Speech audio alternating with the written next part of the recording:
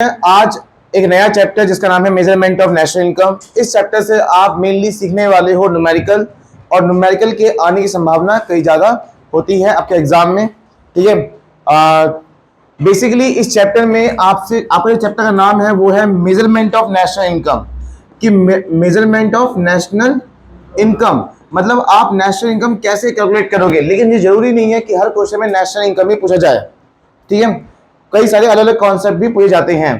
National income short form में क्या बोलते हैं आपको पता ही है, एनएनपी एफसी। ठीक है, लेकिन जरूरी नहीं है, मैं फिर से बोल रहा हूं कि हर क्वेश्चन में नेशनल इनकम ही पूछा जाए। क्लियर, चलो इसे तो हम बाद में समझेंगे, पर अब ये समझ लेते हैं पहले कि नेशनल इनकम कैलकुलेट करने के कितने तरीके होते हैं, नेशनल इनकम कैलकुलेट करने के कितने मेथड्स होते हैं। ठीक है, आज हम करेंगे फर्स्ट मेथड जिसका नाम है value added method. Second method होगा, अभी करेंगे नहीं उसे। सेकंड मेथड होगा हमारा इनकम मेथड, और थर्ड मेथड है हमारा एक्सपेंडिचर मेथड। क्लियर, अब मेरी बात ध्यान सुनना, ये बात आपको शायद ही कोई बताएगा, बेटा ये तीनों मेथड ही क्यों हैं, ये तीन मेथड ही क्यों हैं और ये कहां से आए हैं नेशनल इनकम कैलकुलेट करने के लिए। अच्छा, कभी आपने कोई सर्कुलर फ्लो ऑफ इनकम का कोई टॉपिक पढ़ा था? कहां पढ़ा था? चैप्टर 1 में। वो इनकम कौन सी इनकम थी? Factor income, national income. Factor income कौन सी वाली? नेशनल इनकम वाली। अच्छा, वहां पे आपको याद है कितने फेजेस थे? 3 फेजेस थे।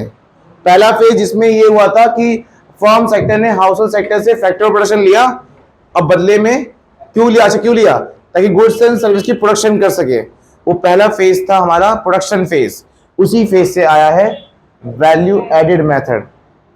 उसके बाद फर्म सेक्टर ने फैक्टर प्रोडक्शन के बदले, जिसको इसने यूज किया है प्रोडक्शन के लिए, उस फैक्टर प्रोडक्शन के बदले फर्म ने क्या पे करा उनको? फैक्टर पेमेंट, जिससे उनकी इनकम हुई रेंट, वेज, इंटरेस्ट, प्रॉफिट के थ्रू। और वही फेज था इनकम फेज या डिस्ट्रीब्यूशन फेज। क्या कौन सा मेथड है ये? Income method. समझ में आया? और तीसरा फेज था उस चैप्टर में एक्सपेंडिचर या डिस्पोजिशन फेज। उसमें यह था कि हाउस होल्ड सेक्टर ने जितना पैसा कमाया उस पैसे को क्या करते थे, वो खर्च करते थे फर्म के बनाए हुए गुड्स एंड सर्विसेज पे। एक्सपेंडिचर फेज या फिर डिस्पोजिशन फेज, उसी से आया है कौन सा मेथड? Expenditure method. तो ये बात ध्यान रहेगी, आप किसी भी चीज पर्सन से पूछ लेना, एज अ दोस्त से पूछ लेना, अपने क्लास में जो थोड़ा बनता हो, हवाबाजी करता हो इकोनॉमिक्स में, उससे पूछना कि बेटा ये तो पढ़ तो रहा है 3 मेथड, पर कहाँ से आए ये बता दे। ठीक है, ये 3 मेथड कहाँ से आए हैं, कहाँ से आए, समझ में आया? और ये चीज़ हमारे नोट्स में भी लिखी है, देखो ये रहा। अगर हमारे नोट्स के पास है तो वो बता देगा फिर। एज मेंशन अर्लियर चैप्टर 1, ये हम पहले ही मेंशन कर चुके हैं फर्स्ट चैप्टर में कि सर्कुलर फ्लो ऑफ इनकम के 3 फेजेस हैं। कौन कौन से? प्रोडक्शन फेज, इनकम फेज और एक्सपेंडिचर फेज। और उन्हीं फेजेस से ही हमारे पास 3 मेथड निकल के आए हैं। प्रोडक्ट मेथड, जिसे हम वैल्यू एडेड मेथड भी कहते हैं, दूसरा इनकम मेथड और तीसरा एक्सपेंडिचर मेथड। क्लियर, आज हम क्या करेंगे बेटा? वैल्यू एडेड मेथड करेंगे, जिसको हम शॉर्ट में क्या बोलते हैं? जीडीपीएमपी या बोलो GVMP, gross domestic product market price, gross value added market price. Clear, जैसे नेशनल इनकम क्या बोलते हैं शॉर्ट में? एनएनपीएफसी। ऐसी इस मेथड को शॉर्ट फॉर्म बोलते हैं जीडीपीएमपी या जीवीएमपी। क्लियर, क्यों बोलते हैं ये बताता हूं आपको। और इस मेथड का फॉर्मूला जो भी यहां लिखा हुआ है, ये कैसे बना कैसे है, रटना नहीं है, ये फॉर्मूला बना कैसे, उसके बारे में डिस्कस करते हैं।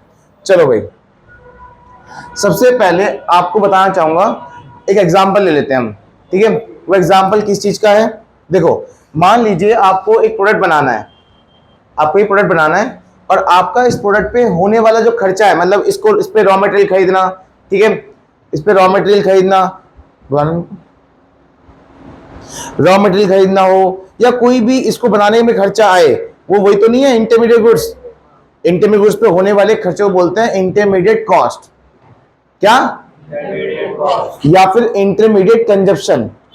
ठीक है, तो बेटा अगर मैं इस पे 20 रुपए खर्च कर रहा हूं इसे बनाने में, इसे बनाने में कितना खर्च कर रहा हूँ? 20 रुपए। तो वो मेरे लिए क्या है? इंटरमीडिएट। क्या मैं 20 में बेच दूंगा?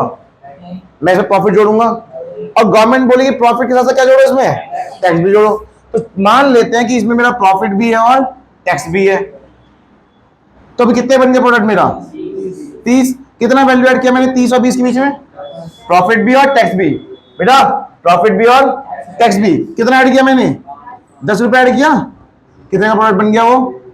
ये है वैल्यू ऑफ आउटपुट, कि मेरा जो आउटपुट तैयार है उसका वैल्यू कितनी है? मेरा आउटपुट कितने का है?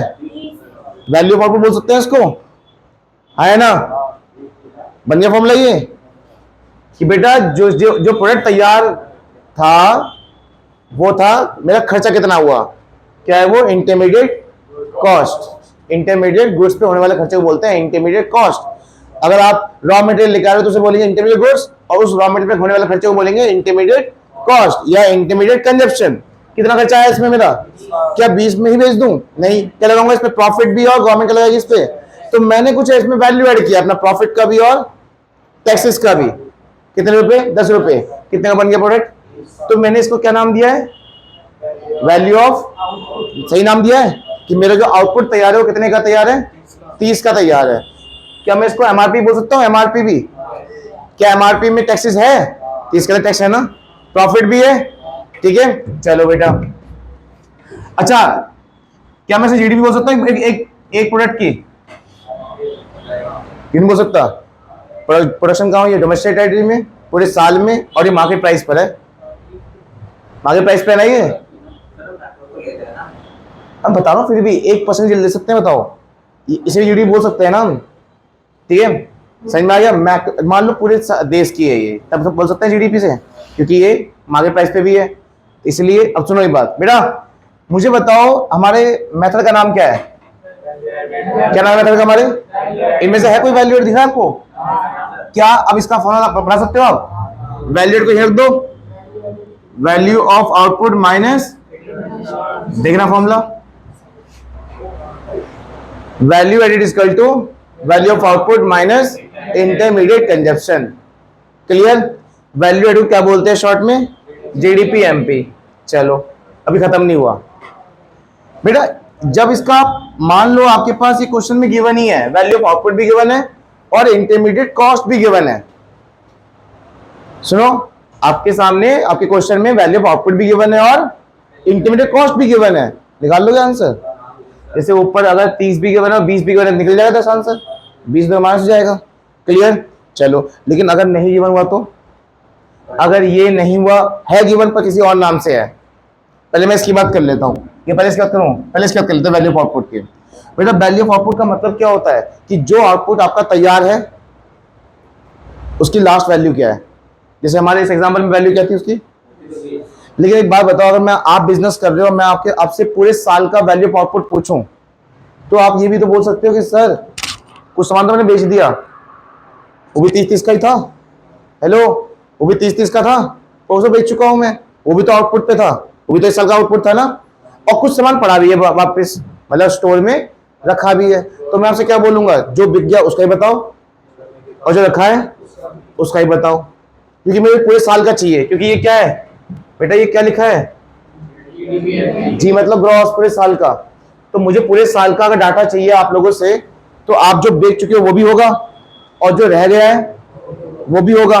तो क्या मैं इसको ये बोल सकता हूं कि अगर वैल्यू ऑफ आउटपुट ना मिले तो जो बिक चुका है वो भी, और जो रह गया है चेंज इन स्टॉक, चेंज का ये साइन होता है डेल्टा, इसके जगह आप चेंज भी ले सकते हो। क्या मैं इसको बोल सकता हूं? हाँ या ना बताओ सब। बोल सकता हूं कि एग्जाम में अगर आपके पास ये क्वेश्चन का प्रैक्टिस करते हैं, अगर आपके पास वैल्यू ऑफ आउटपुट नहीं मिला तो आप क्या कह लोगे? Sale plus change in stock. क्यों लेना है? समझ में आ गया? क्योंकि जो बिक गया वो भी आउटपुट था और जो रह गया है वो भी आउटपुट है। भाई बिकने को तैयार है, पर माल तैयार है एकदम बिकने के लिए। समझ में आ गया? कई बार तो ये भी गिवन नहीं होता। फॉर्मूला पता है इसका? पढ़ाया था मैंने सेकंड चैप्टर में, चेंज इन स्टॉक का फॉर्मूला। चलो छोड़ो, नहीं याद तो याद, नहीं याद है कोई बात नहीं, नहीं याद है कोई बात नहीं। आप बताओ, अगर आपके स्टार्टिंग में 1 अप्रैल को आपके पास कुछ स्टॉक पड़ा हुआ है, कौन सा स्टॉक है वो? ओपनिंग स्टॉक है, 50,000 का पड़ा हुआ है, क्लोजिंग माइनस ओपनिंग, बिल्कुल सही। आपके पास 50,000 स्टॉक पड़ा हुआ है, साल के एंड में आते आते सब कुछ मिला के 1.5 लाख का हो गया, पुराना वो भी नया सब कुछ मिला के कितना हो गया, बताओ इस साल कितनी हुई, 1 लाख हुई। कैसे निकाला, 1.5 में से पुराना वाला माइनस कर दे, पुराना मतलब ओपनिंग वाला, क्लियर हो गया।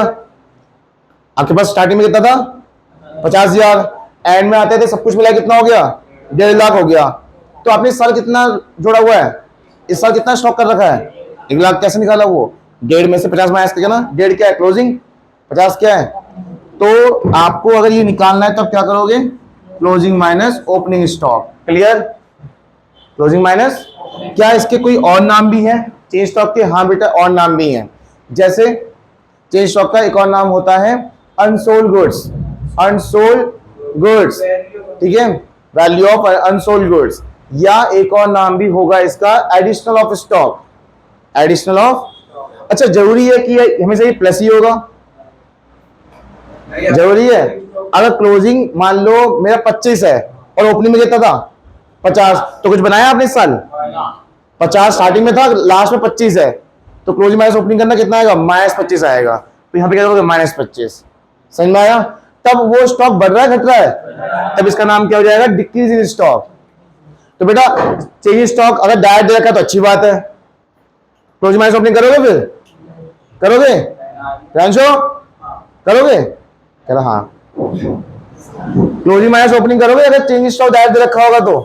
चेंज स्टॉक का नाम क्या है, additional of stock, additional stock खुद में प्लस में है तो प्लस ही कर देना, लेकिन डिक्रीज स्टॉक लिखा हो तो माइनस करना है। उसका मतलब है कि क्लोजिंग बड़ा छोटी अमाउंट है, ओपनिंग बड़ी अमाउंट है, समझ में आ गया।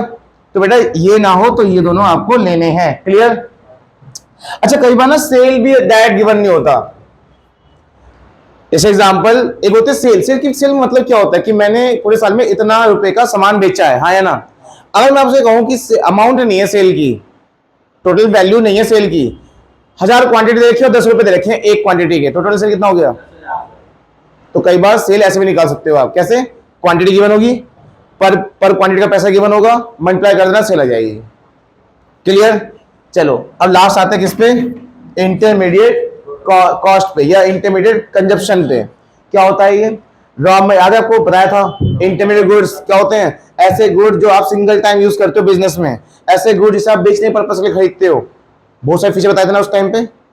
इंटरमीडिएट गुड्स क्या होते हैं, इंटरमीडिएट गुड्स वो गुड्स होते हैं जिसे आप यू परचेज ही करते हो, किस लिए, बेचने के लिए, जिसे आप सिंगल टाइम यूज करते हो एज अ रॉ मटेरियल, ठीक है, और इन पे होने वाले खर्चों क्या बोलते हैं, इंटरमीडिएट कॉस्ट। तो इसकी जगह मैं अगर ये बोलूं कि परचेज ऑफ रॉ मटेरियल ले लोगे।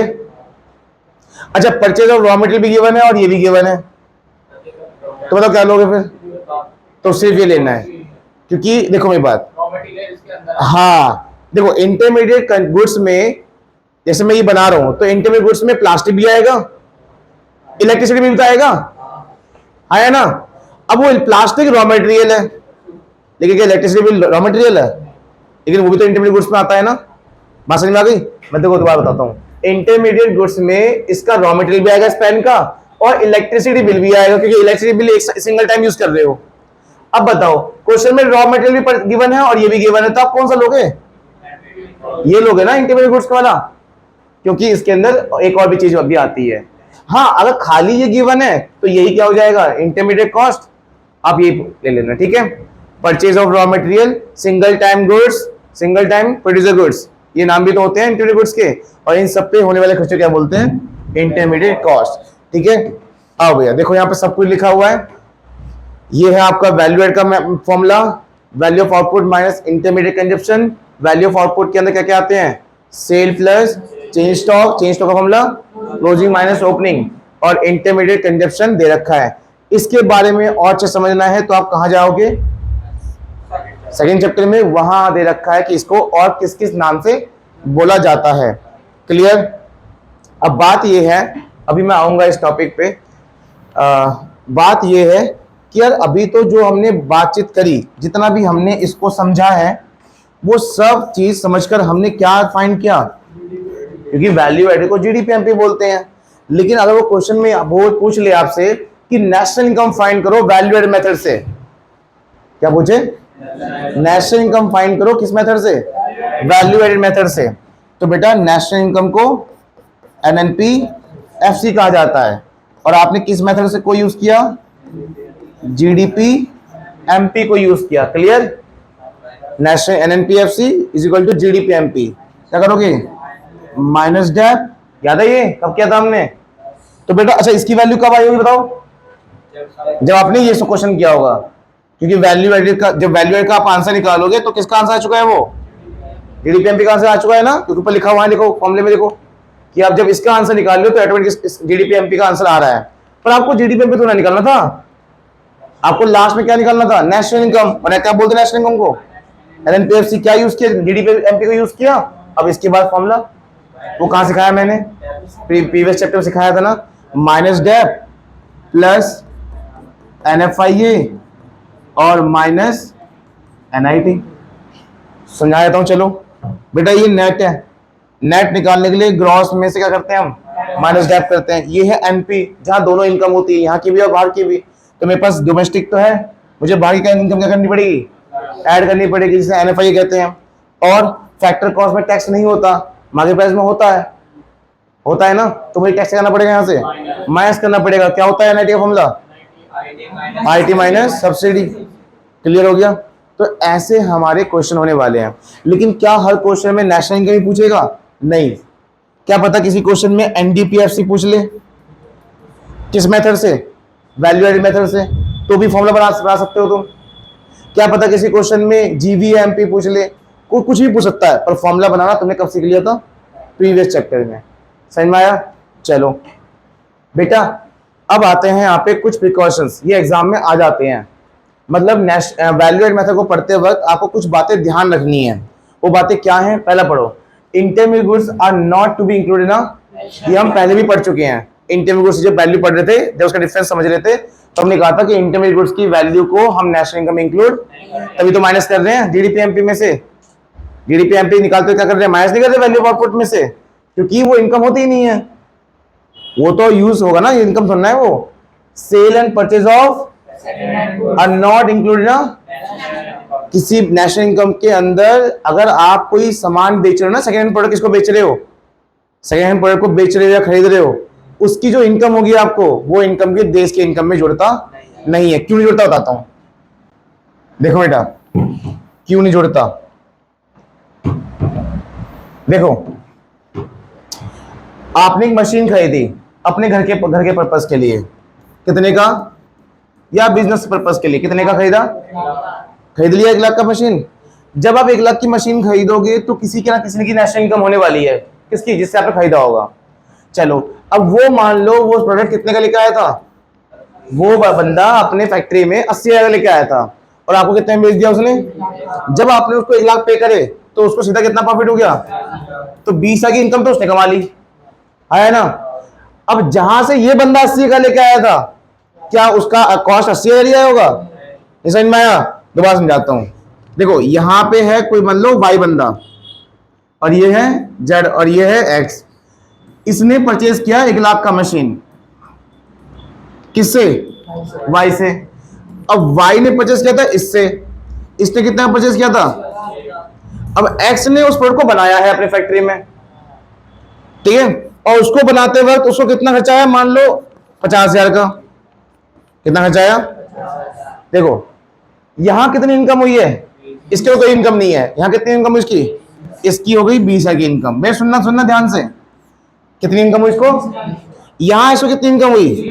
30 की इनकम इसको होगी। यहां पे मैं सर्कल कर रहा हूं, सर्कल जिसको इतनी इनकम हुई है। अभी प्रोडक्ट फर्स्ट हैंड है ना, सेकंड हैंड तो हुआ नहीं। ये फैक्ट्री है, इसने डीलर को बेचा, डीलर ने किसको बेचा? यूज करने वाले को, फाइनल यूजर जो है इसका। अभी इनकम कितनी हो गई है? 50।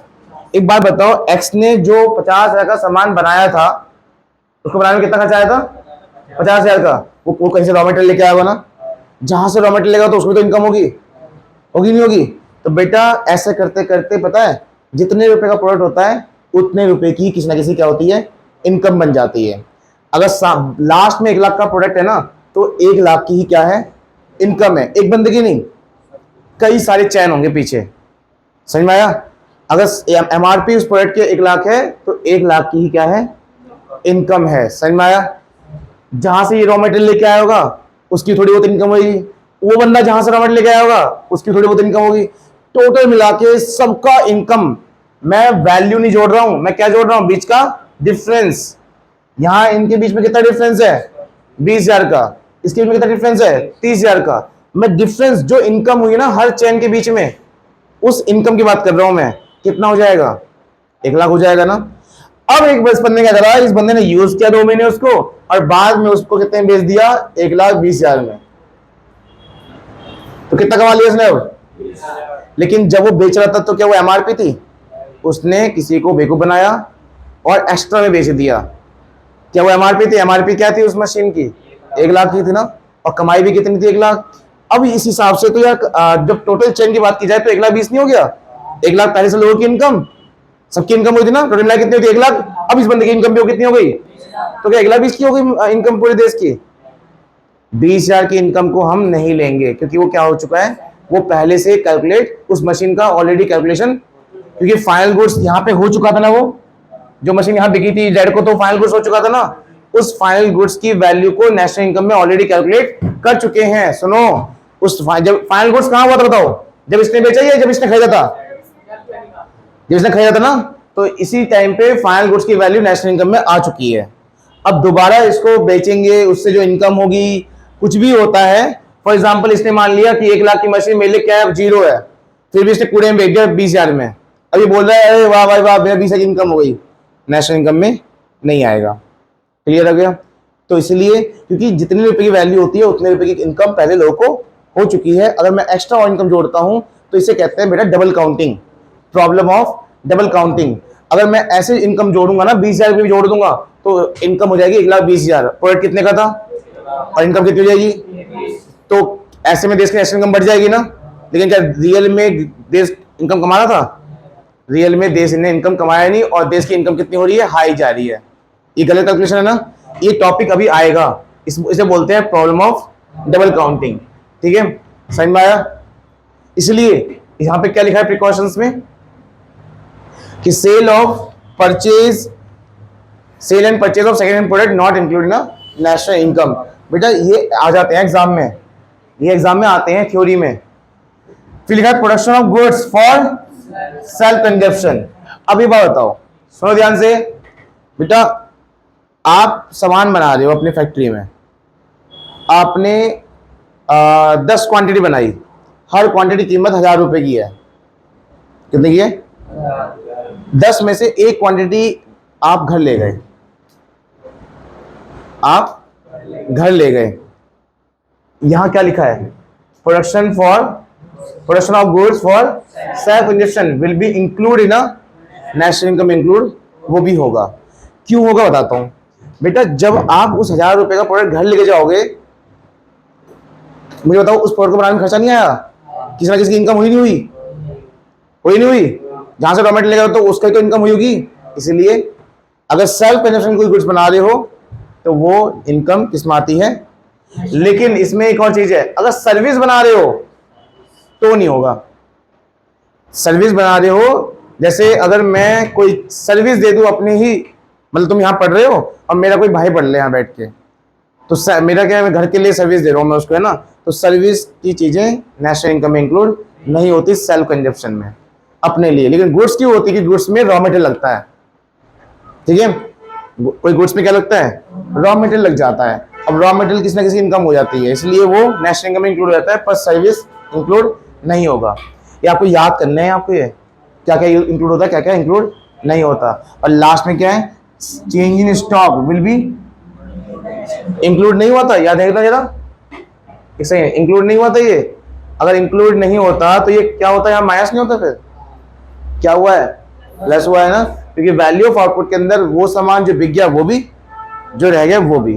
तो चेंज स्टॉक भी नेशनल इनकम में, और इससे क्या है, जीडीपी पे, और जीडीपी से क्या निकल जाता है, नेशनल इनकम। समझ में आ गया। तो नेशनल इनकम में आपका जो सामान बचा हुआ है वो भी किस में आता है,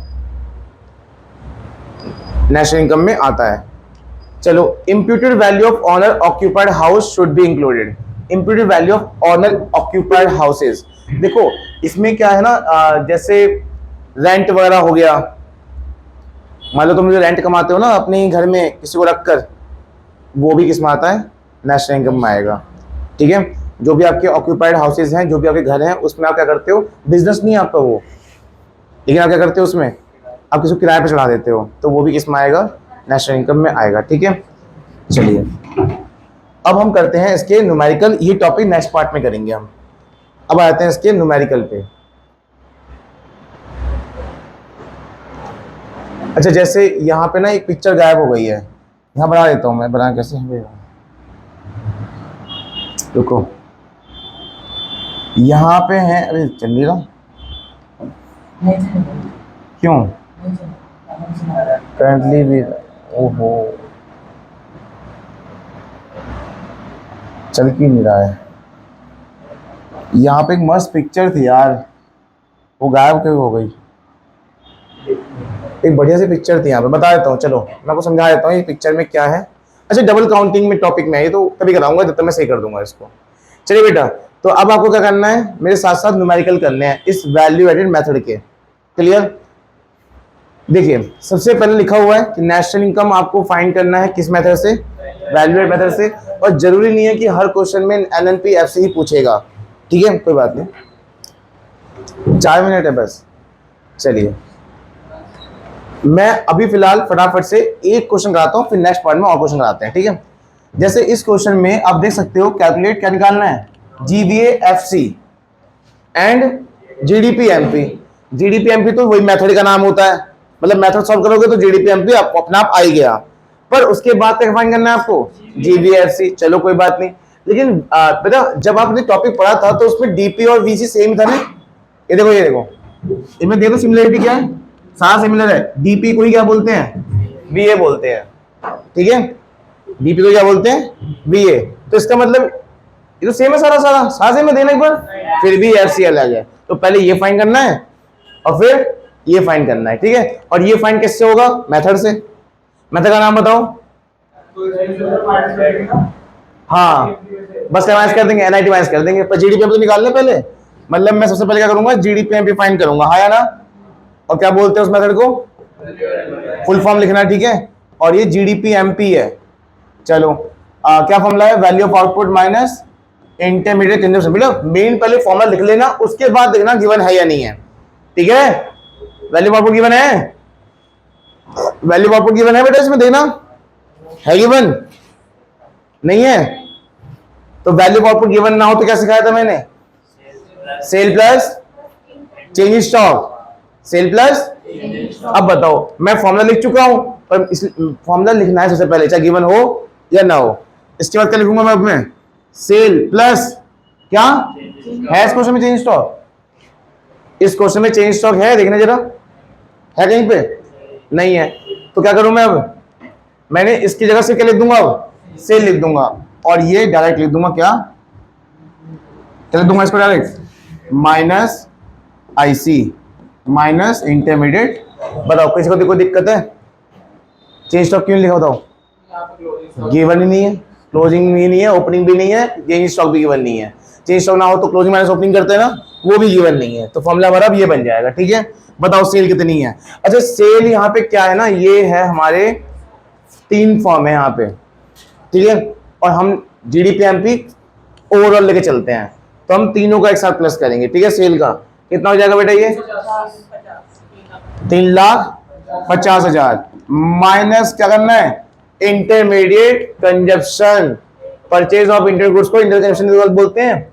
कितना है ये, 1,80,000, 1,70,000। बेटा ये क्या फाइंड हुआ अभी, जीडीपीएमपी, और हमें क्या पूछा गया था, एक और जीवीएएफसी। क्या मैं इस जीडीपीएमपी के हेल्प से निकाल सकता हूं, हाँ, ग्रॉस सेम है, फॉर्मूला नहीं बनेगा। वीए ही क्या होता है, ऊपर लिखा था ना, ऊपर फॉर्मूला नहीं बनेगा। फैक्टर कॉस्ट निकालना है मार्केट प्राइस में से माइनस एनआईटी, बस। ये कितना है, 1,70,000 माइनस एनआईटी है गिवन, एनआईटी गिवन है, तो क्या करेंगे, आईटी माइनस सब्सिडी, ये आईटी कितना हो जाएगा टोटल मिला के, 16,000, और आईटी सब्सिडी कितनी है, 16 माइनस 6 10,000। अब एक बात बताओ बेटा, एक बात बताओ, क्या इस क्वेश्चन में कुछ ऐसे डाटा भी गिवन थे जिसका यूज नहीं हुआ, बिल्कुल सही। ठीक है, तो ऐसे ही कुछ डाटा आपको और भी गिवन हो सकते हैं जो आपको सोचने समझने में मजबूर करेंगे कि हाँ, ये जीडीपी सब टोटल का हिस्सा निकलता है ना, पूरे पूरे देश का हिस्सा निकलता है, तो ये अलग अलग इंडिविजुअल का निकालेंगे, सबका हिस्सा निकालेंगे। नहीं निकालना ही नहीं, हाँ वो क्वेश्चन पूछेगा कि जीडीपी एमपी फॉर्म ए का अलग निकालो, बी का अलग निकालो, सी का अलग निकालो, तो करना है। पैसा कुछ पूछा इसने, तो एक साथ करना है। ठीक है, कर दो।